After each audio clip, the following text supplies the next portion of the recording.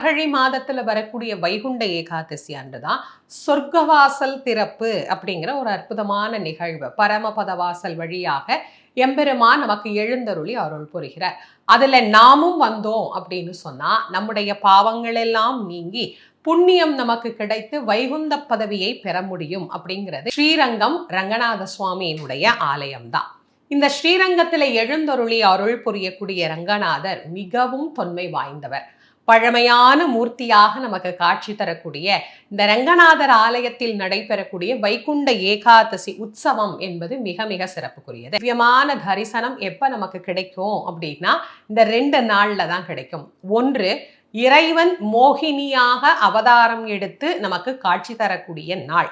மற்றொன்று, வைகுந்த வாசல் வழியாக நாராயணர் எழுந்தருளி நமக்கு எல்லாருக்கும் சேவை சாதிக்கின்ற அற்புதமான நாள்.